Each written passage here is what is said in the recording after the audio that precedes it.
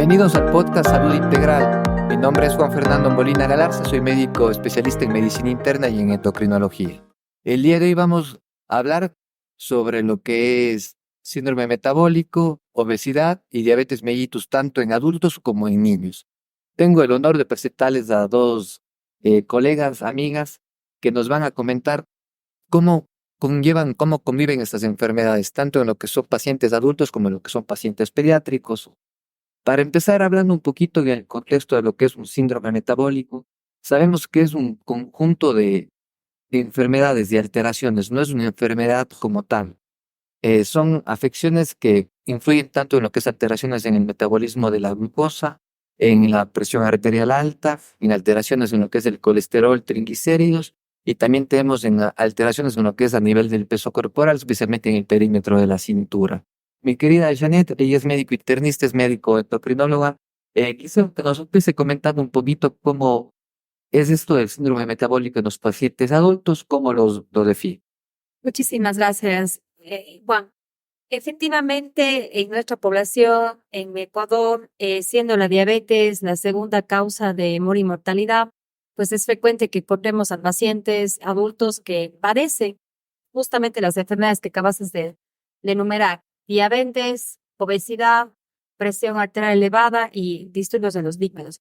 Entonces, es bastante frecuente. Si es la segunda causa, pues es muy común ver en la consulta a pacientes que tengan estas enfermedades. Por eso, si es que ya diagnosticamos de una diabetes, por ejemplo, de una hipertensión, siempre les digo a mis pacientes que vienen como en combo, ¿no? Acompañadas, siempre hay que investigar el resto de afecciones. Claro que sí. Y de una vez hacemos la presentación de la doctora Caterina Esteves, una excelente doctora, médico pediatra y subespecialista en endocrinología. Mi querida doctora, entrando un poquito en esta cuestión, si bien es algo progresivo, ¿no? Que empieza desde edades tempranas, eh, ¿qué tan prevalentes estas afecciones, tanto síndrome metabólico, obesidad y su consulta diaria? Bueno, muchísimas gracias por este tiempo que yo creo que es importante para la comunidad ir entendiendo lo que hablamos los médicos. En la parte de la edad pediátrica, es indispensable saber que desde los últimos años la obesidad se ha vuelto cada vez más frecuente. Y esto conlleva que empiece ciertas enfermedades que eran catalogadas muy propias de adultos, como es el síndrome metabólico que ustedes comentan, y que empecemos a verlo con más frecuencia en la edad pediátrica. En la actualidad sabemos que cada 3 de 10 niños tienen sobrepeso u obesidad, y cuando hablamos de síndrome metabólico en los últimos 10 años, podemos indicar que entre el 15 y el 20% de pacientes que presentan alteraciones en su peso para la edad, para el sexo y el estadio puberal pueden presentar ahora síndrome metabólico.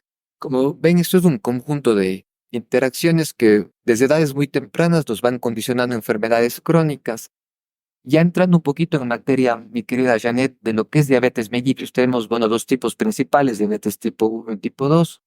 Eh, en pacientes adultos, en la consulta, ¿qué es lo que más nos llega? ¿Qué factores de riesgo tenemos? Y en la consulta, ¿cómo podemos identificar a pacientes en riesgo de desarrollar diabetes? Claro. Bueno, aparte de la diabetes tipo 1 y la tipo 2, la más frecuente que tenemos en adultos es la tipo 2. Y pues algunos factores que podemos nosotros identificar en la consulta es el aumento de la grasita, o sea, el aumento de peso. Todos los pacientes que tengan incremento en su índice de masa corporal, que es la relación entre el peso y la talla en forma general, ya tienen un riesgo de tener diabetes. Nosotros en la consulta, generalmente, bueno, los pacientes a veces nos dicen algunos síntomas, ¿no? Que tienen mucha sed, que tienen muchas ganas de orinar, que tienen mucha hambre, ya son síntomas ya de que está muy avanzada, digamos así, su problema de la diabetes. Entonces, esos son datos clínicos que nos permiten caminar al diagnóstico. Y en ese grupo de pacientes que tengan esos factores, obesidad, antecedentes familiares de diabetes, que tengan malos hábitos alimentarios, que tengan sedentarismo, un alto consumo de carbohidratos, incluso en exploración física, que nosotros nos encontremos acatosis, que es una coloración negruzca en el cuellito, podemos ya sospechar que tenga riesgo para tener diabetes. Bien, ellos podemos solicitar estudios bioquímicos en sangre que tienen que hacerse en ayunas de 8 horas, pedir glucosa en ayunas, pedir hemoglobina glicosilada, que es otro parámetro que utilizamos los médicos para saber si efectivamente este nivel de glucosa ya es desde hace 3 meses incluso, que no es reciente, y de esta manera, bueno, eso por lo menos inicialmente podemos solicitar para dar un diagnóstico, ¿no? Como ven, el abordaje en los pacientes adultos lleva primero que uno se tenga un poquito de autoconciencia, de saber que estás pasado de peso, que se siente cansado, como ya explicó toda la sintomatología la doctora Janet. Y a partir de eso va al médico y el médico se encarga de direccionar haciendo los exámenes pertinentes y un diagnóstico oportuno es fundamental para evitar complicaciones.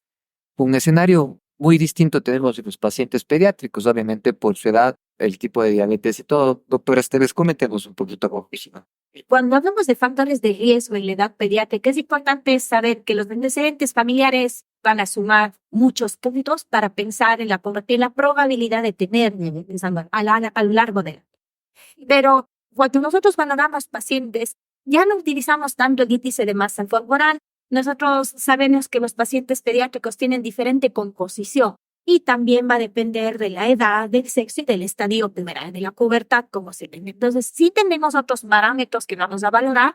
Entre ellos está el índice de masa triponderal, el cual nos permite valorar una composición más certera de cómo está nuestro paciente. Además, nos ayudamos del perímetro abdominal, del índice cintura-cadera, que esto, al tener una diferencia mayor de 0.5 puntos, aumentan el riesgo de tener una probabilidad del síndrome metabólico.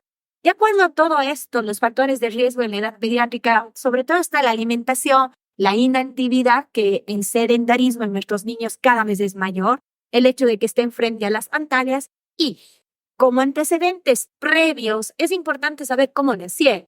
Si fueron pequeños en el momento del nacimiento, si fueron grandes en el momento del nacimiento, también son factores de riesgo que tenemos en cuenta en el momento de abordar un paciente. Y obviamente completamos con los exámenes de laboratorio que son muy parecidos a los que se utilizan en ENADA. Perfecto. Dentro de las estrategias de prevención, ya hablo un poquito de la cuestión de los hábitos. ¿Cómo podemos enfocar en los pacientes adultos y en general en la población para justamente adelantarlos y evitar estas enfermedades? Claro. Creo que todos debemos de fomentar una alimentación saludable, que sea baja en carbohidratos. A veces los pacientes piensan que solamente eliminando el azúcar que se coloca en los alimentos es suficiente. No hay una buena educación en cuanto a los carbohidratos, que son lo que más consumimos en la sierra, y entonces combinamos muchos de ellos. Arroz, papas, fideos, lentejas, porotos, granos, papa, yuca, plátano. Entonces, a veces, y sobre todo en la sierra, comemos bastante. Comemos sopa de papa con fideo mote y le ponemos un poco más de montecito.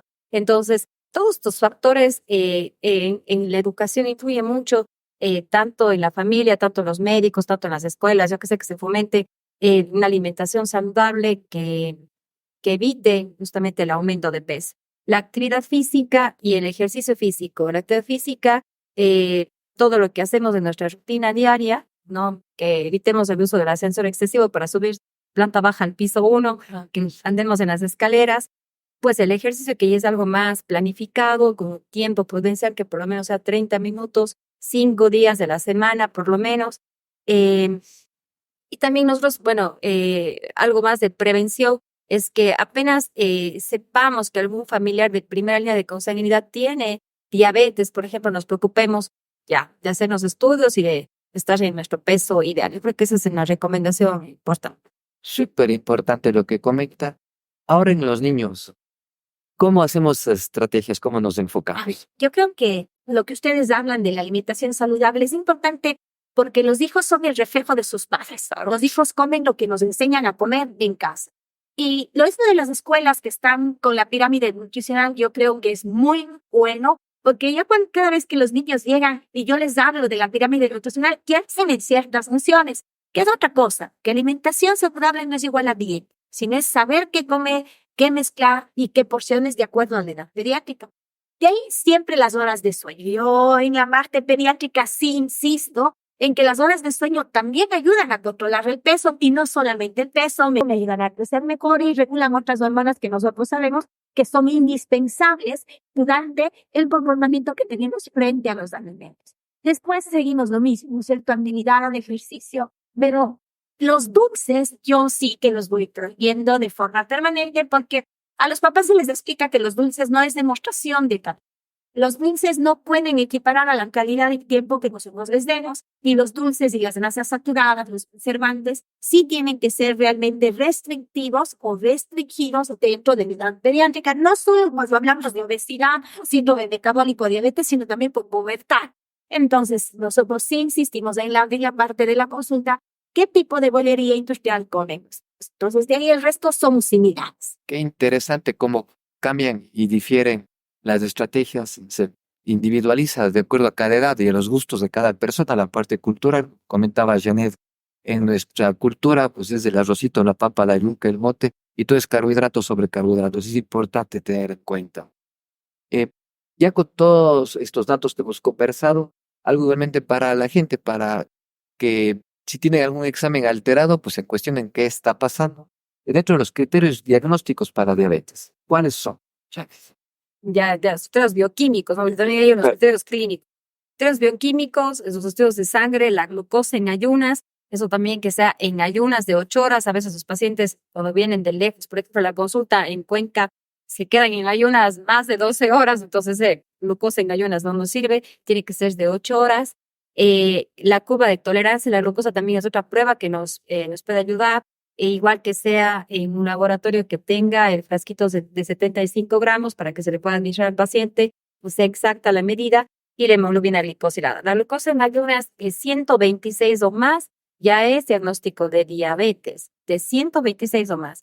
Una curva de tolerancia ahora a la glucosa que sea mayor de 200 ya es diagnóstico de diabetes, y una hemoglobina glicosilada de 6.5 o más ya es diagnóstico de diabetes. Entonces, si en los estudios de sangre, si alguien le solicita y pues necesitan que esto sea interpretados bien, tienen que acudir con un especialista. Eso serían como los 3 principales estudios que se solicitan. Sí, Como ven, es muy importante eso, acudir con un médico capacitado que tenga esa empatía de poder también darse a entender. A veces hay muchas dudas en los pacientes y ahí es la importancia. En los niños, de hecho, los criterios A de ver, referencia. los criterios diagnósticos bioquímicos que ustedes utilizan sí son extrapolables a la parte de la niñez y de la adolescencia, excepto, por ejemplo, la prueba de tolerancia oral que no se hace a todos los niños. No tenemos este límite de tener 75, nosotros lo utilizamos por kilo de peso y se lo realiza a partir de los 10 años o en estadio puberal 2. Eso quiere decir cuando haya iniciado la pubertad. Los niños que no cumplan estos criterios no pueden hacerse una prueba de tolerancia oral, pero la hemoglobina glicosilada y la glucosa basal, que es lo que nosotros llamamos, sí es extrapolable también a la edad pediátrica. En cuanto al tratamiento, una vez ya diagnosticado el paciente, como vemos, van de la mano a todo lo que es síndrome metabólico, obesidad, diabetes tipo 2. ¿Qué estrategias enfocamos para el tratamiento? Un paciente que tiene diagnóstico de diabetes, pues el tratamiento se divide como en 2. Tratamiento no farmacológico, que es lo que hemos venido hablando, que se basa en el estilo de vida, dieta, ejercicio, un estilo de vida saludable. Y en el farmacológico, que se puede usar una amplia gama de fármacos que tenemos ya ahora. Creo que los que están ahorita es como que el boom del momento, que son los nuevos fármacos que protegen, además de disminuir la glucosa, también protegen el riñón, protegen el corazoncito, son estos inhibidores de CGRT2, que son fármacos que ahora son como los que más estamos utilizando. Entonces, hay diferentes medicamentos que podemos usar, metformina, sulfonilureas, que también en ciertos pacientes se pueden utilizar. Yo creo que estos inhibidores de CGRT2 son fármacos que son más accesibles, igual los inhibidores de TB4, que son otros fármacos que, bueno, los pacientes acuden con el especialista y el especialista verá cuál es el más exacto para él. Qué interesante que la gente sepa tanta variedad de fármacos que tenemos ahora, y una vez que se hace un buen diagnóstico se ve la mejor opción. Siempre protegiendo, como usted dice, el riñón, el corazoncito, enfocándonos más en la cuestión de pérdida de peso. Y eso es importante comentarles, que a veces el paciente, si no diabetes, no va, tiene miedo que le pongan insulina, y no es así. Entonces, un proceso tiene que valorarse cada consulta, ver cómo va la evolución, ver cómo van las reservas del propio cuerpo, para ver si es que en algún momento necesitamos 1, 2, 3 fármacos orales y en algún momento podemos pasar a insulina. En su caso, doctora, con los pacientes pediátricos. A ver, yo creo que es como lo dice Janet, el tratamiento farmacológico y no farmacológico, pero nosotros nos valemos más del no farmacológico. Realmente el empezar un tratamiento farmacológico en un niño es para mí todavía un pilar fuerte de la ruptura de esa barrera de que el papá lo hace así, pero sin embargo, si decidimos y le explicamos al papá las bondades y los beneficios, tanto de mantener un tratamiento no farmacológico ayudado de un tratamiento farmacológico, sí lo tenemos. Y nosotros lo que más utilizamos es la metformina. Yo siempre diré que es una molécula totalmente bondadosa porque nos permite manejarla a través de kilo-peso y eso evitar muchas de las complicaciones o los efectos colaterales que se pueden ver de pronto en los pacientes adultos. Y la insulina sigue siendo una de las fuentes. Yo todavía digo bien que la insulina bien administrada es uno de los mejores fármacos que tenemos en la falta de pediatría. Asociada a la pérdida de peso de los pacientes pediátricos, que tenemos nuevas moléculas dirigidas a esto. Pero hay que saberlas utilizar. No todos los pacientes, tanto de la forma económica como biológica, van a responder de la misma forma. Así que el tratamiento individualizado y categorizado de los pacientes pediátricos es el punto básico. Y ver también el apoyo de nutricionistas, de la parte psicológica es importante. Estas son enfermedades crónicas que nos van a acompañar durante toda la vida. Tiene que haber una aceptación más que una resignación por parte de la familia y del paciente. Y en grupo siempre ver el apoyo de la familia, ver que hay ese soporte, imagino una parte pediátrica y una parte también de adultos mayores incluso, para poder sobrellevar este tratamiento, ¿no? Una vez ya diagnosticado el paciente con el tratamiento adecuado, ¿qué estrategias son básicas para que el paciente tenga esa adherencia? Querida Judith. A ver, primero yo creo que hay que tener una buena relación médico-paciente, eso es fundamental. Hablabas de la empatía, entonces eso es yo creo vital para que el paciente capte la idea del estilo de vida, porque en una consulta de unos 20, 30 minutos no vamos a poder lograr que él cambie sus hábitos, su estilo de vida que los ha llevado durante muchos años, ¿no? Hablo en el caso del adulto. Entonces, la empatía creo que es algo importante y también tratar de ir haciendo cambios poco a poco en el paciente. O sea, no podemos a un pacientito que le encante ciertos alimentos prohibirle de golpe todo. Creo que eso puede deprimir al paciente, a veces ya no vuelve a la consulta. Entonces, más bien hay que hacer bien la historia clínica e ir haciendo cambios que sean buenos y permanentes, progresivos. En los niños, estas estrategias, ¿cómo funcionan? Creo que el acompañamiento en los pacientes, tanto de adulto como de los niños, es fundamental. Y el acompañamiento dirigido al mismo norte con los papás, los abuelos, la tía, la vecina, la suegra, todos los que puedan aconsejar dentro de un niño es indudablemente. Nosotros en pediatra creo que luchamos más con ellos. Sí, porque el niño se va a adaptar a las nuevas reglas, se va a adaptar. No es alguien que tenga un ingreso económico para poder solventarse sus golosinas, sus alimentos, ¿no? Entonces, yo creo que en el niño el acompañamiento y responsabilidad materna y paterna son el punto fundamental. De ahí lo que tú dijiste, Juan, es fundamental, la parte psicológica.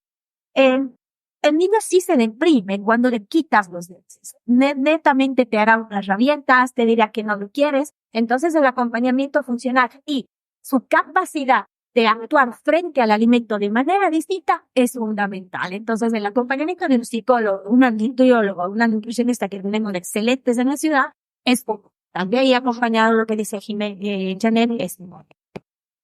Como ven, ha sido importante compartir estos minutos para hablar un poquito, si bien estos temas son apasionantes y son muy extensos, la idea es también llevar un mensaje a la gente que nos ve, a gente que muchas veces tienen un poco de recelo de acudir al médico, de saber qué le está pasando a su salud. Si ya tenemos factores de riesgo, papá, mamá con problemas de obesidad, de diabetes, tenemos que cuestionarnos e intentar hacernos un chequeo oportuno. Mientras más pronto nos diagnostiquemos, más pronto vamos a evitar estas complicaciones. ¿Algún mensaje final, mi querida Janet? A todas las personas que nos están viendo, por favor, chéquense su peso. Si tienen antecedentes familiares de primera línea de consanguinidad, con diabetes, con obesidad, con hipertensión, con problemas de las grasas, acudan con un especialista. Mi querida Catherine. Bueno, creo que nosotros vamos sobre todo a la prevención, que este es el objetivo fundamental de estas entrevistas, así que lo que más les puedo decir es que mantengan un control periódico con su médico de cabecera. El médico de cabecera, el pediatra, el médico de familia está capacitado para poder diagnosticar o referir en el momento necesario y que estaremos gustosos de poder comentar, de acompañar a cualquier tipo de paciente que necesite. quiero agradecerles por su tiempo. Siempre es lindo compartir con ustedes. Además de ser unas excelentes profesionales, son unas buenas amigas. Y esperamos seguir teniendo espacios como este para hablar de otros temas interesantes, así mismo en los niños como en los adolescentes y adultos. Esto es todo por el capítulo de hoy. Quiero agradecerles a todos por acompañarnos. Cualquier duda o sugerencia es bienvenida. Nos pueden escribir a través de nuestras redes sociales. Recuerda que tu salud es lo más importante y día a día debes cuidar. Una buena noche a todos. Gracias.